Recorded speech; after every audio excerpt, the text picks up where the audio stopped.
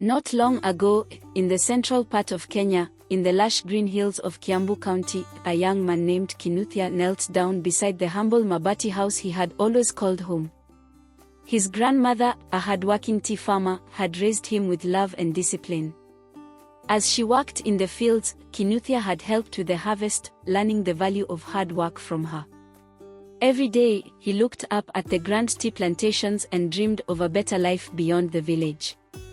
One morning, after a heartfelt prayer asking for a chance to change his fate, Kinuthia left the comforting familiarity of his grandmother's house in search of a job.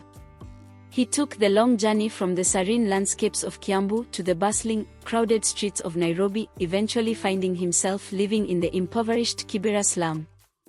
Despite the harsh conditions, Kinuthia's spirit remained unbroken as he knocked on doors, hoping for an opportunity. His persistence paid off when he was finally employed as a house help by Mr. Kamau, a wealthy businessman living in one of Nairobi's affluent neighborhoods.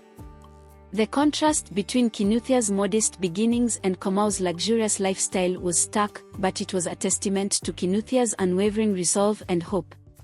Kinuthia proved to be a dedicated and upright worker. His sincerity and hard work quickly won the admiration of Mr. Kamau and his wife, Waithera. He was no longer just a servant but a valued member of their household. Tragedy struck when Mr. Kamau suddenly passed away. The family was engulfed in sorrow, and Kinuthia, who had grown close to Kamau, was deeply affected. Kamau had been a kind and generous man whose warmth had touched everyone around him. His death was a significant blow to Kinuthia, who had lost a mentor and friend. In the wake of Kamau's death, Waithera's true nature began to emerge. Underneath her facade of grace and charity, she harbored a dark desire. She had developed an infatuation with Kinuthia and desired him to be her lover. When Kinuthia, a God-fearing man, rejected her advances, Waithera's anger turned into a cruel plan. She sought to ruin Kinuthia's life, hatching a scheme to frame him for theft and violence. With malicious intent, Waithera conspired with corrupt police officers, falsely accusing Kinuthia of rape and violent crimes. Despite his innocence, Kinuthia was convicted and sentenced to 8 years in prison. Years passed, and Kinuthia's life in the slums seemed like a distant memory. In prison, he was isolated from his past and from his grandmother, who continued to farm and pray for his return. But through his years of hardship, Kinuthia's good behavior earned him a scholarship for higher education in the medical field. After serving 4 years of his sentence, Kinuthia was released early due to his exemplary conduct. He studied abroad for 2 years, where he mastered the field of surgery. His dedication and skill led him to a prestigious position at one of the best hospitals in the world. Meanwhile, Waithera's life spiraled out of control. She fell into a world of drugs and reckless partying, squandering the wealth her late husband had left behind. Her once opulent life crumbled, and she eventually found herself homeless. Her plight grew worse when she was involved in a drunk driving accident and admitted to the hospital. In the hospital bed, as Waithera lay on the verge of death, she was visited by her mother, a dignified woman who had always been a symbol of strength and purpose. Seeing her mother brought a flicker of recognition in Waithera's fading consciousness before she slipped into a coma. While Waithera was in the coma, her mother, burdened by the weight of her past losses, initiated a fundraising campaign for Waithera's dialysis treatment. After 3 months of intensive care, Waithera began to recover. When she was finally discharged, she returned to her mother's home in the village. The village was abuzz with excitement, as if they were awaiting someone of great importance. A few minutes later, the helicopter landed in the village, and a well-dressed, middle-aged man stepped out. Waithera watched in disbelief as the man approached. It was Kinuthia, who had become a successful surgeon.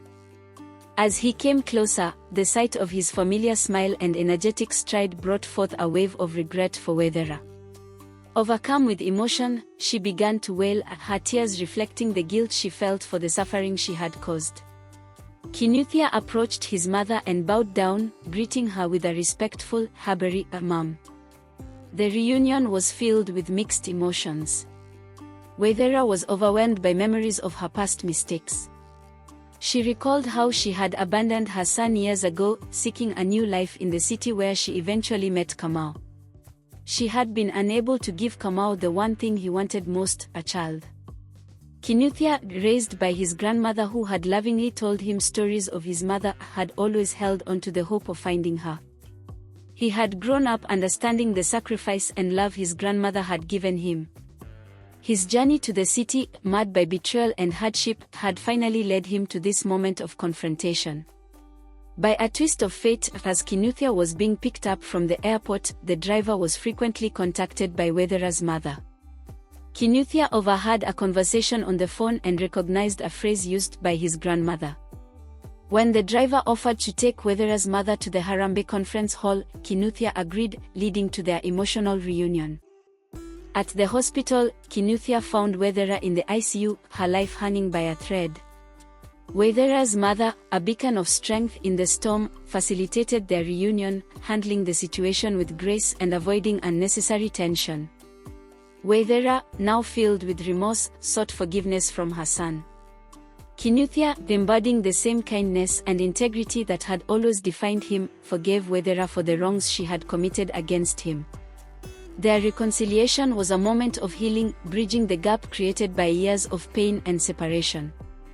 With Waithera's mother's support, the family began to heal. Waithera's journey from guilt to redemption was supported by the strength of her mother and the forgiveness of her son. Kinuthia and Waithera, united by their shared past and newfound understanding, began a new chapter in their lives. Their story became a testament to the power of redemption and forgiveness, showing that even the deepest wounds could heal with time and love.